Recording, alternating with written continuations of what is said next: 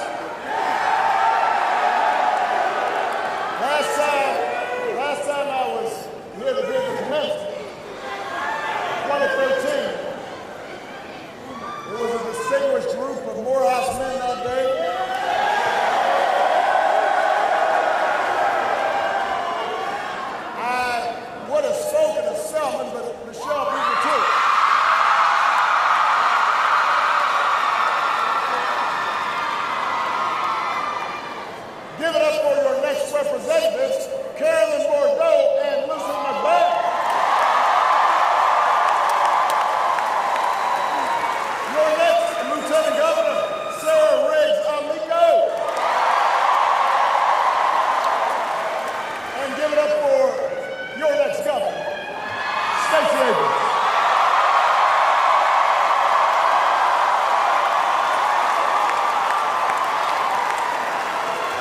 I am excited to be here. Georgia, look, I love the state. I love the people.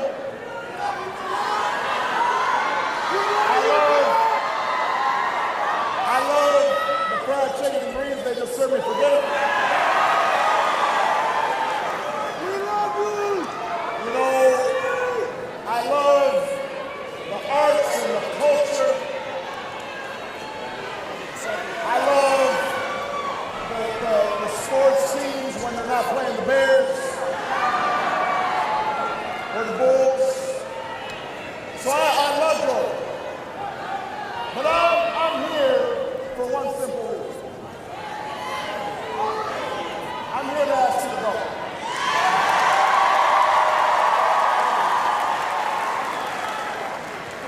This Tuesday, I believe, may be the most important election of our lifetime. And that's saying something because some of those elections were mine. Some of those others. But the stakes this time really are that high. The consequences of any of us staying home are profound.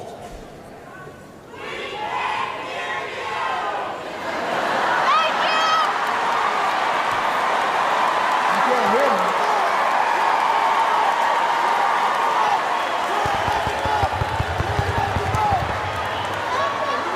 Well, there's only so much I can do.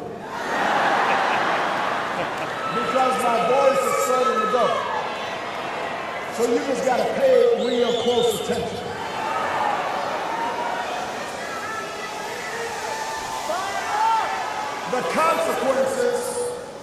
of any of us staying home really are profound. Because America's at a crossroads. The health care of millions of people are on the ballot. Making sure working families get a fair shake is on the ballot. But maybe most of all, the character of our country is on the ballot.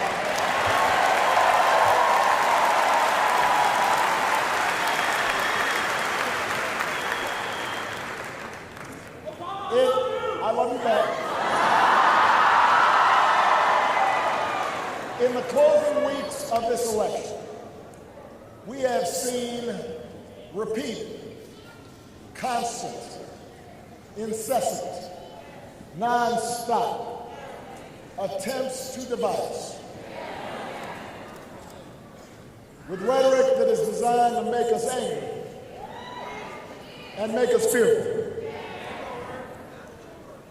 with images and rhetoric that are designed to exploit our history of racial and ethnic and religious division, to try to pit us against one another,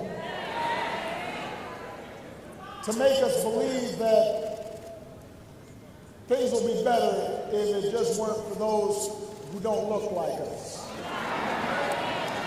or don't pray like we do, or don't love the way we do. It's an old playbook. Georgia, we've seen this before. I would have liked to think we were past it. It's a playbook where the powerful and the privileged turn to whatever they can do to keep that power and privilege when they feel control is slipping away. They'll say whatever it takes, even if it hurts the country, even when it puts people at risk. It's a cynical game. But the good news, and I hope you can hear me when I say the good news. The good news is, in 4 days, Georgia, you can reject that politics.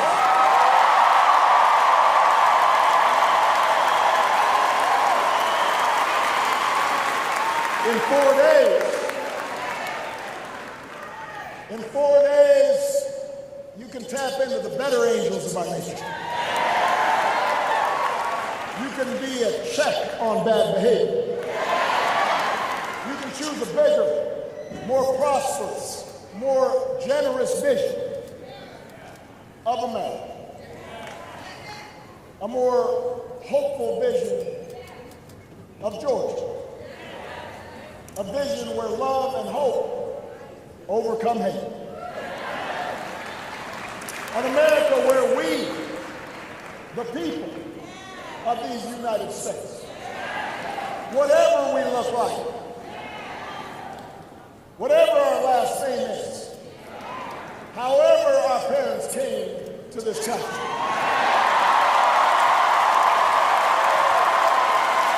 we can come together to shape our country's course. That's what Stacey stands for.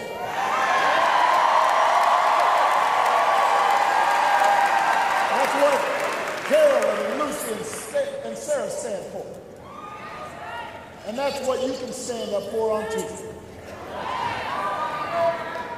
Now, here's the thing, Georgia. We have been at these kinds of crossroads before. We've seen this before. My dear friend, who paved the way for people like me and Stacey, Congressman John Lewis is here.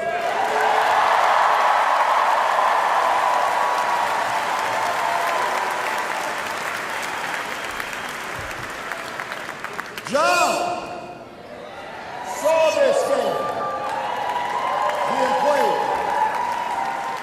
before. And the good news is, eventually we made the right choice as a country. Didn't happen as fast as it should have.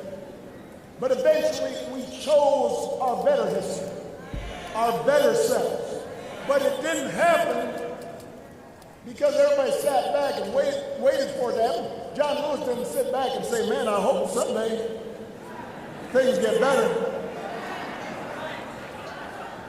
It happened because some people marched, some people mobilized, some people organized. And when they won the right to vote, people voted to make a better history.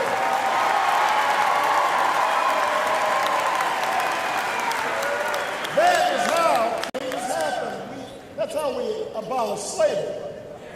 That's how we overcame oppression. That's how we won women's rights and workers' rights and civil rights, LGBT rights, immigrants' rights. That's how we broadened the constitutional mandate to all people. That's what made the story of America a story of progress. But as Frederick Douglass told us, power concedes nothing without a fight. Progress never comes without a contest of ideas and a contest of determination. And for every 2 steps of progressive change that we make, we've usually had a step back in conservative retrenchment. Every time we pull ourselves closer to that founding idea, that all of us are created equal, endowed by our Creator with certain unalienable rights. Whenever we try to make that real, the status quo is pushed back. You win the right to form a union.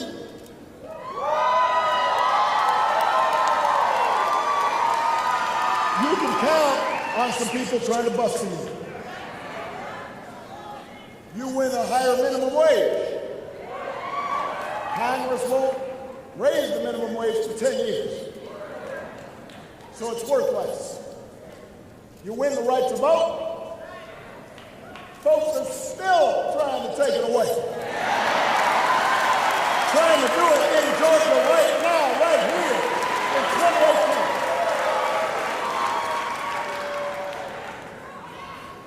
Making this country live up to its creed has never been easy.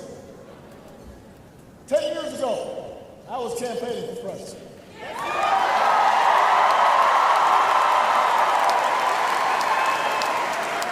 And we had been living through one of those periods of conservative retrenchment. Republicans had been cutting taxes for the rich, just like they're doing now. Cutting rules for big banks and polluters. We got hit by the worst financial crisis in our lifetimes because of those policies, and Democrats had to come and clean it up.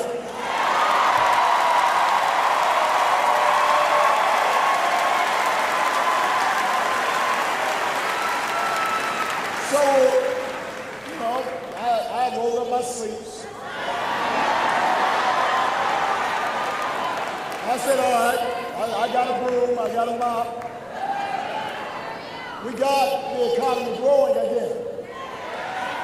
By the way, it hasn't stopped growing since.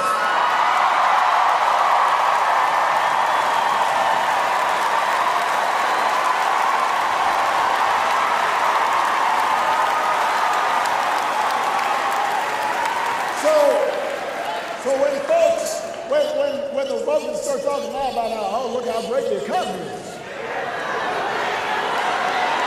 Where do you think that started?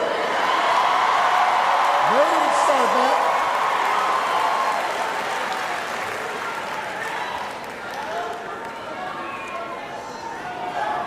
They start talking about how, oh, look at all the jobs we created. We created more jobs in my last 21 months than they created in their first 21 months. What are they talking about?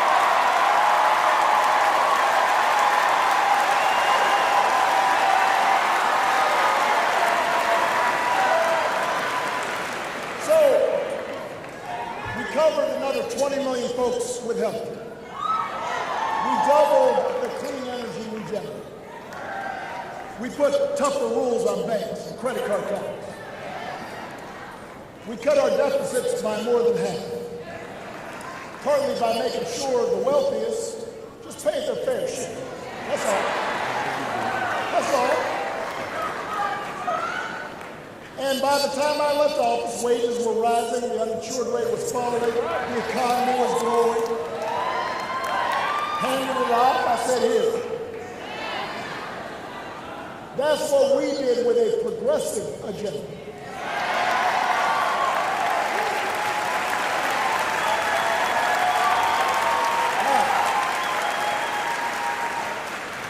We didn't get everything that we wanted to get done. We couldn't reverse 40 years of economic trends in only 8 years. So we didn't reverse all the growing inequality that had taken place or all the jobs that had gone overseas. We had more work to do, especially once Republicans took over Congress and blocked everything we did. But they said, no, give us a chance. We know what to do. So what have they done? They've now been in control of Washington for 2 years. What have they done with that power? It's not true. They have done something. They cut taxes for the rich, just like the last time. They stripped out rules to protect our air and our water, just like the last time. Ran up the deficits, just like the last time. And they know this stuff is not popular. So they're trying to scare you with all kinds of boogeymen. Try to scare you with divisive issues that they can make up. They'll try to disenfranchise people and take away their right to vote. Stacey's opponent has already been caught multiple times. Don't move. Vote. Vote. They can't hear you boo. They don't care about your boos, but they care about your vote. But I just want everybody to think about this, because I'm definitely losing my voice. If you are aspiring to the highest office in the state, in which you pledge to look out for the people of your state, then how can you actively try to prevent the citizens of your state from exercising their most basic right?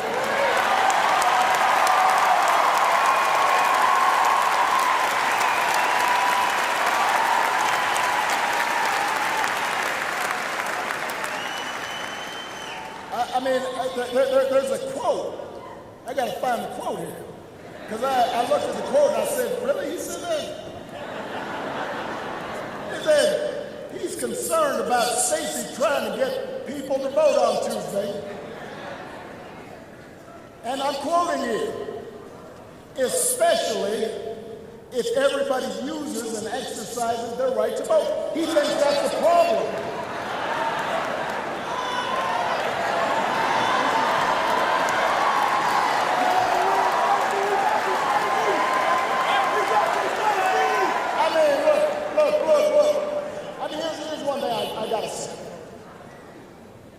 I challenge anybody. There are all these people out in the press. So I want to challenge them anytime that I or any other Democratic executive actively said we didn't want somebody to vote.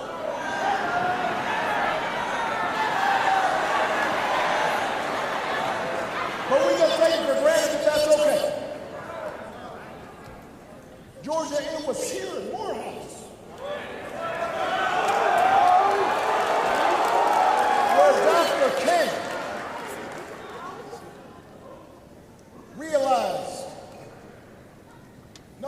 afraid if we have God on our side. That realized he had to fight a nonviolent fight for justice and equality. Here, he received an education that helped forge the intellect, the soul force, the discipline, the compassion that would transform America, and taught others to be unafraid. So Georgia, be unafraid. If their efforts to take away your right to vote makes you mad, there's only one way to make it right. Don't boo. Vote. Vote. Vote.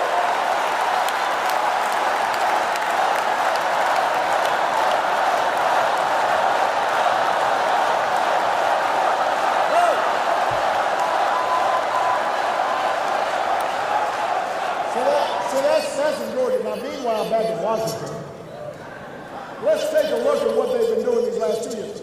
They promised to take on corruption.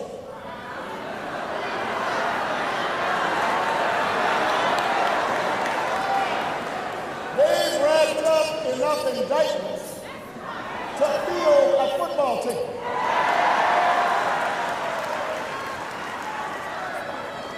They pledged to fight for the little guy. Then they doled out $1.5 trillion, not billion, trillions, dollars in tax cuts aimed at billionaires and corporations. Didn't even pretend to pay for it. When I was president, and we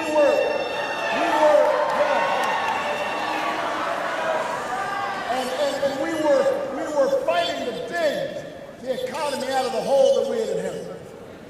And we're trying to put people back to work. Rebuilding our roads, making sure teachers weren't laid off, and trying to get health care passed.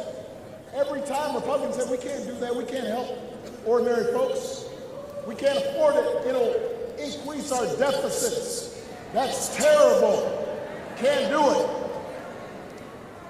But when they wanted $1.5 trillion in tax cuts for folks who didn't need it, all of a sudden, justice don't matter. Now that they got the tax cuts passed, just 2 weeks ago, the Republican leader in Congress says, I'm very concerned about the deficit. I'm not making this up.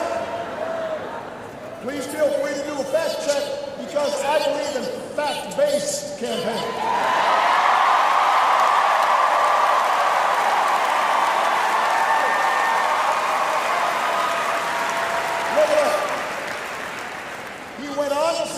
Well, obviously, to bring them down, we're going to have to cut programs like Medicare and Medicaid and Social Security. That's what he said. Cutting Medicare, Medicaid, Social Security to pay for billionaires' tax cuts does not sound like fighting for the little guy to me. You know who will fight for the little guy? Stacey Abrams will fight for a living wage for Georgia workers, for good public schools for our kids, for better transportation in rural and low-income communities. Republicans, they keep trying to diminish Stacey's remarkable accomplishments. She is the most experienced, most qualified candidate in this race. She's got an incredible track record of fighting for working families.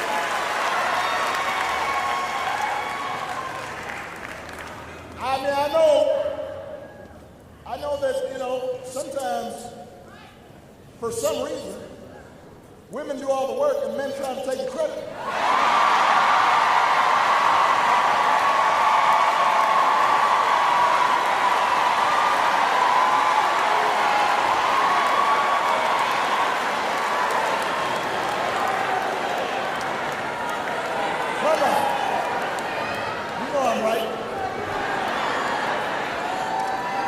talk about health care for a second.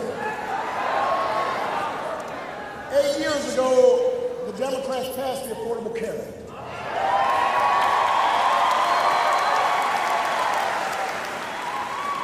The law helped cover 581,000 folks just right here in Georgia. The law also made it illegal for the first time for insurers to discriminate against people with pre-existing conditions. It also, by the way, and I want all the women who are listening, on TV, wherever you are, on the internet, it used to be insurance companies could charge you more just for being a woman. It's just like going to the dry cleaners. You know, where like I put in my shirt and they'll charge you one, and then you put in your blouse, they're gonna charge you twice as much. So we said, no, you can't do that. Democrats made that happen.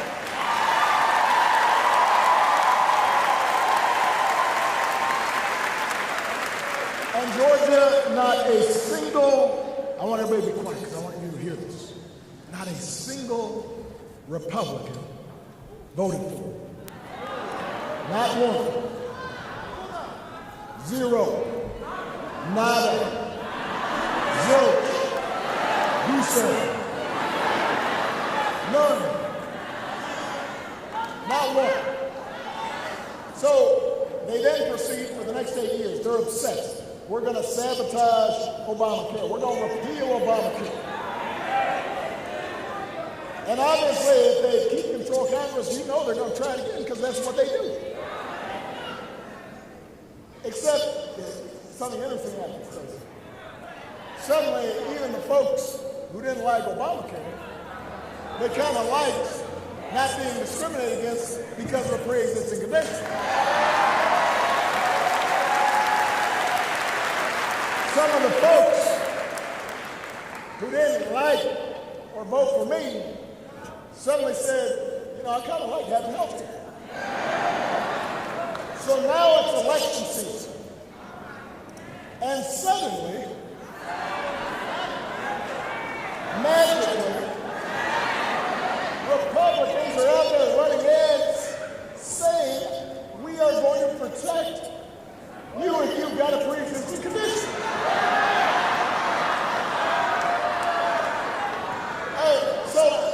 They voted dozens of times to try to get rid of these protections for pre-existing conditions. Last year, they fell just one vote short. And if they win on Tuesday, you know they're going to go after it and they'll succeed next time. If they keep control of Congress, you better believe they're coming after your health care again. But a Democratic Congress would not let that happen, and that's why you got to vote for Democrats like Carolyn Bordeaux and McBain. So, not only that, if you vote, you can actually make sure more people get covered here in Georgia. One survey shows that the majority of Georgians of every age, every gender, every race want the next governor to expand Medicaid. Even a majority of Republicans. Stacey's opponent says he won't do it. Stacey has promised and will do it. She will expand Medicaid coverage.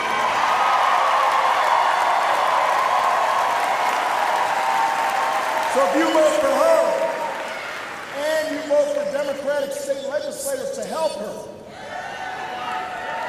your vote will cover nearly 500,000 Georgians, just like that. Democrats aren't going to let Republicans go out your pre-existing conditions protections or gut your Medicare to pay for their tax cuts. They'll protect your care, and you know it because they've done it. Now, but I want to make a larger point, George. If Republicans thought their tax cuts for billionaires was popular, that's what they campaigned on, but suddenly you don't hear a peep of about that. If they thought all their votes to take away your health care coverage were popular, that's what they campaigned. You don't hear people about that. But it's worse than that. Not only will they not own up to what they have done, suddenly they are saying that they're the ones to protect people with pre-existing conditions. I want everybody to pay attention to this. They have literally been doing the opposite of what they're now saying. It's like calling up down, calling black white. It requires some kind of gumption, some kind of nerve, some kind of chutzpah. We can also call it what it is. It's a lie.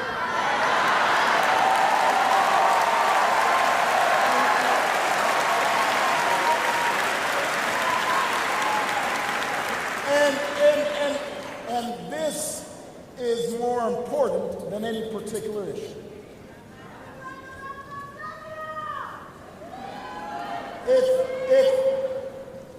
If you want one thing out of your leaders, there's got to be some core integrity. I mean, Stacey was raised with core values like honesty and honoring your commitments and keeping your word. Which reminds me, I saw her opponent backed out of that debate. So he wrote a rally and said, well, you can't do both? What's he afraid of? He's afraid of Stacey, I guess.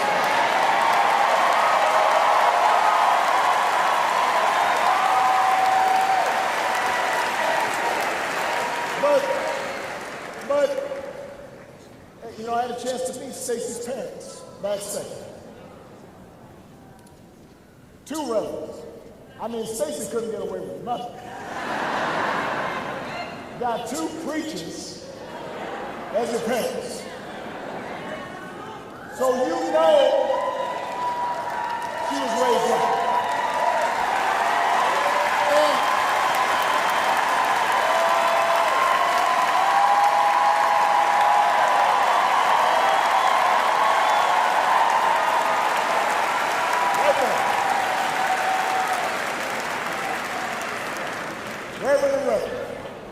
Reverend Doctor. So this brings me to the bigger question of this election. What kind of politics do we want? Now listen, I was saying to some folks the last couple of days.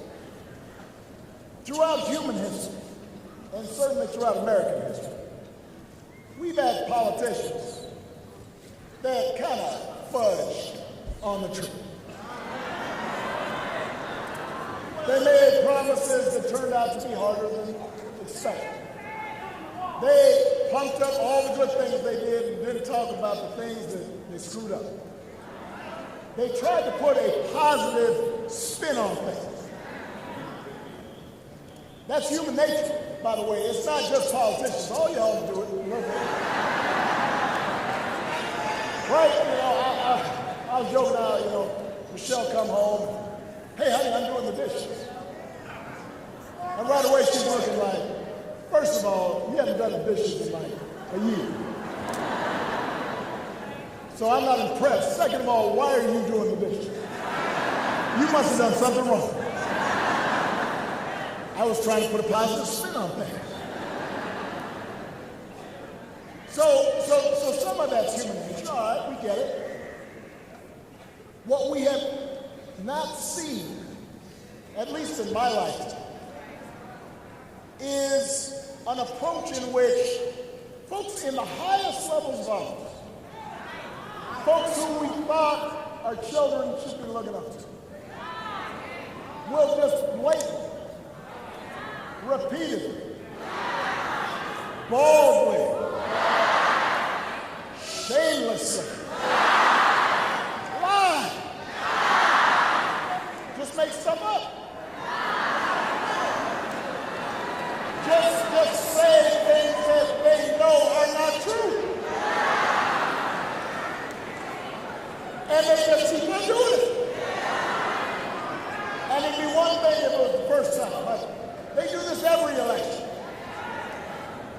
And part of what they do is the mistruths they tell are specifically geared to terrify folks. And what's interesting is after the election, they don't talk about it anymore. I guess it just gets fixed. You never hear about it again. Remember in 2010, they said that Obamacare was setting up death panels to kill your grandmother.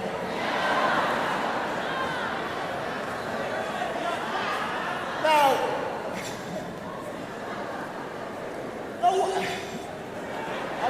I gotta admit, at the time, I didn't know where to start. What do you mean? 2014, they say Ebola's coming to us. Right after the election Sunday, they didn't talk about Ebola no more. 2016, Hillary's emails. This is terrible. This is like violating American national security. You know they didn't really believe it. Because if they did, they'd be concerned about our current president on his cell phone. Well, the Chinese are listening in, and he's leaving the phone in his golf cart. I didn't even have a phone for 8 years. When I finally got out and I had this phone, I said, Sasha, how do I work this? Didn't know what to do. Now in 2018, suddenly they are telling you that the biggest threat to America, the biggest threat is some impoverished refugees 1,000 miles away, on foot, got their babies with them, broke, got no money. This is And you know what? That's not enough just to lie about it. Now, they're sending our brave troops, who, by the way, by law cannot enforce laws on domestic soil. They're sending them down there for political stuff, when they could be with their families. The men and women of our military deserve better than that.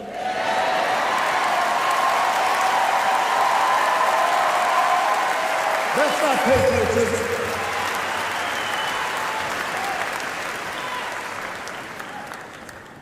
So they try these scare tactics, but here's the thing, Georgia. What I worry about is sometimes we fall for this. It's like, some of you too young, I guess maybe they still show Charlie Brown's Christmas, Young Man. Love that show. Da-da-da-da-da-da. So, you know how Lucy's got the football? And she says, come on, Charlie, kick it. He says, no, you're going to pull away. No, not this time. And then finally he goes, she pulls it. He's flat on back. Sometimes I feel like we're like Charlie Brown.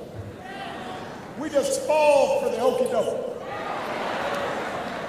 Georgia, don't fall for the okie doke this time. Don't be bamboozled this time. Don't be hoodwinked. Because while they are trying to distract you with all this stuff, they're robbing you blind. They'll say, look over there. And then they'll give the tax cuts to their billionaire friends. Look. And then they'll let big polluters poison our air and our water. They will take your health care away while you're not looking. They are like one of those times where a door-to-door salesman comes to your door, says he's going to sell you a security system, and meanwhile his buddy's in the back stealing your stuff.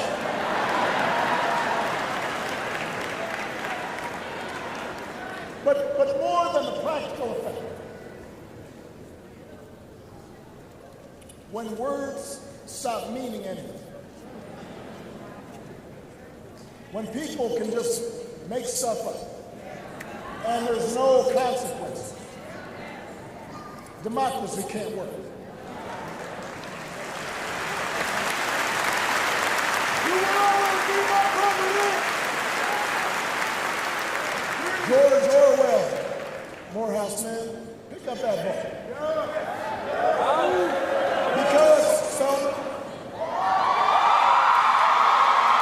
Because we've seen before what happens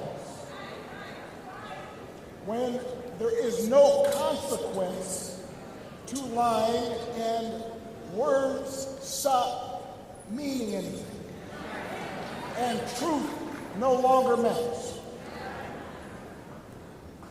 Not only can democracy not function, societies can't function. Marriages can't function, friendships can't function, businesses can't function if when you say something, it doesn't mean anything. That is the moment that we were in our country right now. And the only check on that kind of behavior is you. The only guardian of truth is you. You and your vote. On Tuesday, you can vote for a politics that's decent, for a politics that's honest, for a politics that is lawful, for a politics that tries to do right by people. And for those who are watching, who aren't Democrats, let me just say there's some issues that should transcend party.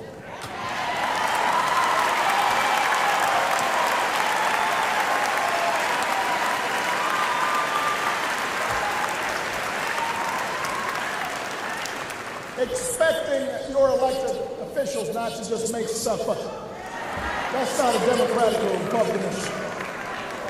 It shouldn't be Democratic or Republican to say that we don't try to monkey around with the rules of our democracy. That we don't threaten the freedom of the press just because they write something about us we don't like.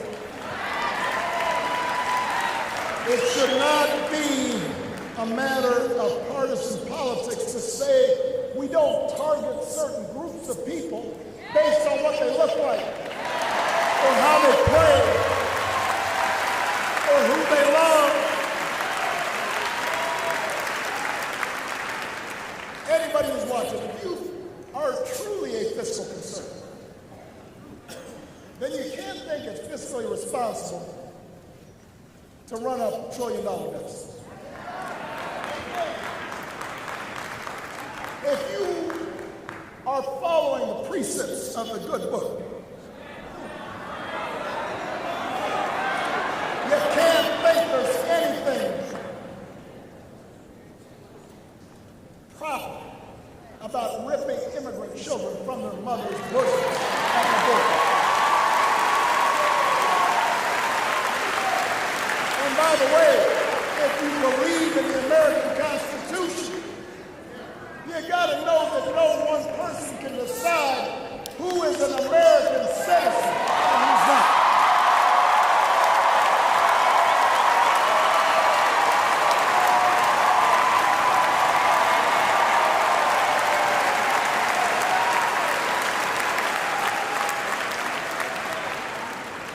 I want people to think about that. This is America. We're not supposed to be thinking that way. We shouldn't even be close to thinking that. It's bad enough spending 8 years trying to take away people's health, and then in the final days trying to act like your Mother Teresa.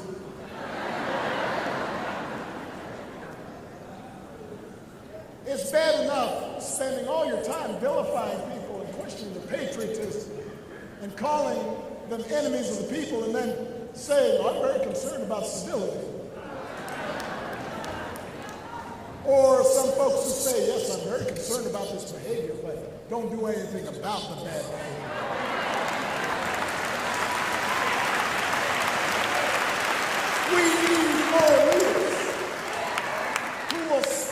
for what's right regardless of party lines. Leaders will fight for you and for what's best in the American spirit. Patriots who will actually stand up for anyone whose fundamental rights are being threatened. I want a leader who stands up for other people's health care, even if they've got health care. I want a leader who will stand up for other kids being bullied, even if their kids are okay. I want a leader who will stand up for somebody else's right to worship as they please, even if I disagree with how they worship. Because this is America. This isn't some half-baked, backwater. This is America. Land of the free. Home of the brave. And that's what all of us need to stand up for with clarity and with patriotism and with purpose. Those core values that bind us to our fellow citizens, no matter who we are. Because that's what Americans are supposed to do. That's what America's supposed to do. And that's what Stacey Abrams believes.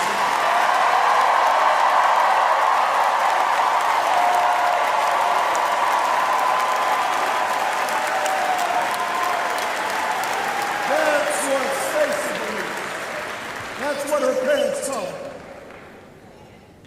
To look out for each other. To be honest. To show compassion. To work hard. To act right.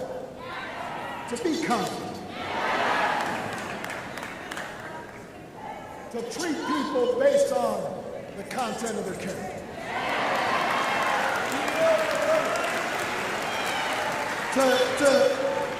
To look out for the weak and the vulnerable, not to bully them or to kick them when you're down.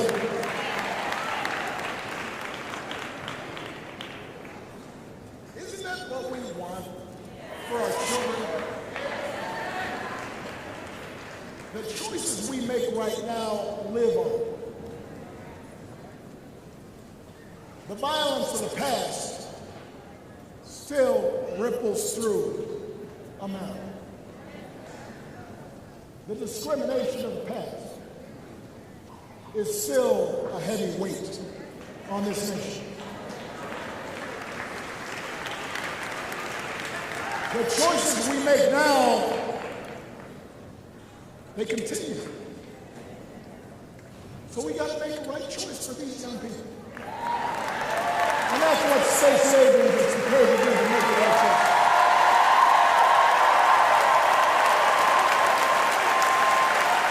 And that's why, Georgia, that's why I'm hopeful. I'm hopeful that we're going to cut through all the nonsense, all the misinformation, all the noise, and remember who we are and who we are called to be. I'm hopeful because out of this moment of political darkness, I see a great awakening of citizenship all across the country and all across the great state of Georgia.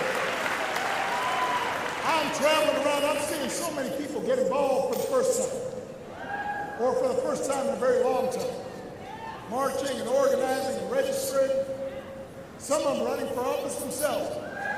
By the way, record numbers of women. You know we need more women than that.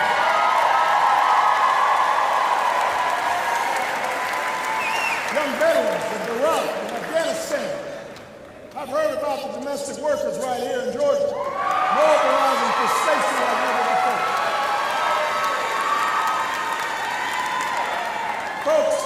Folks earn their living cleaning other people's homes, taking care of other people's kids. If they're not too tired to vote, you better not be, because they got a harder job than you do. so many Americans who maybe didn't have an interest in politics until stuff happened. And now they're saying this time is different. This moment is too important to sit out. The antidote to government by a powerful few is government by the organized, energized many. And let me say this, and I want all the young people who are listening, because I was reading some articles about some young people saying, well, I'm woke, but I'm not sure I'm going to vote.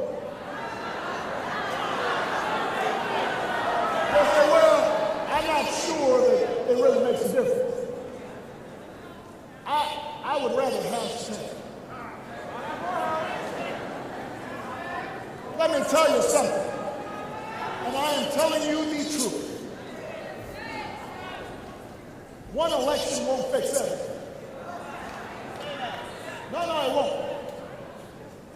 I mean, with Stacey as governor, it's not as if suddenly racism and sexism vanish. It's not as if suddenly we don't still have a problem in our criminal justice system. It doesn't mean suddenly all poverty is cured. But you know what it does mean? It means things will start getting better.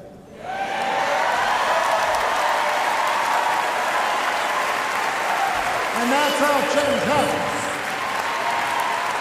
We do the work, we get it started, and it gets better. And then we do more work, and it gets a little better. So if you don't like what's going on right now, don't complain. Don't get anxious. Don't throw up your hands in despair. Don't boo.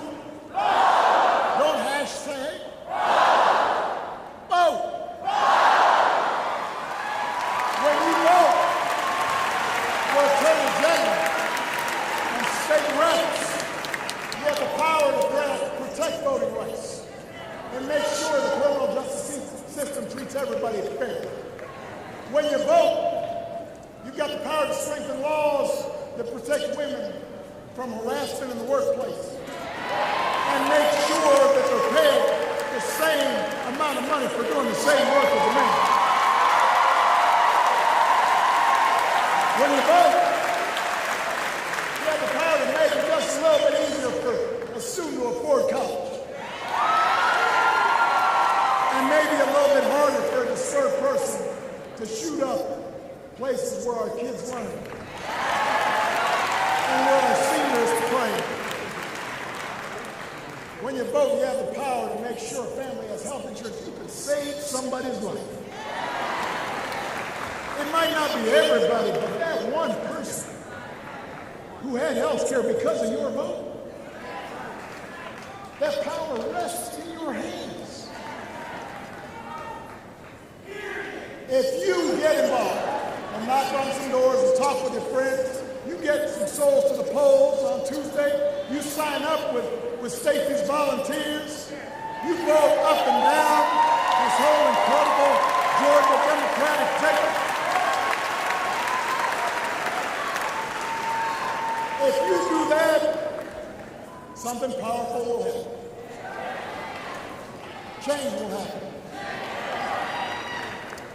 Hope starts blossoming with each new step we take in the direction of fairness and justice and equality and opportunity. Hope starts to spread. That's what John Lewis taught us. Make history here in Georgia. Make things better here in Georgia. Get to work here in Georgia. Let's go vote. God bless you. God bless Atlanta. God bless Georgia. God bless them. These United States of America.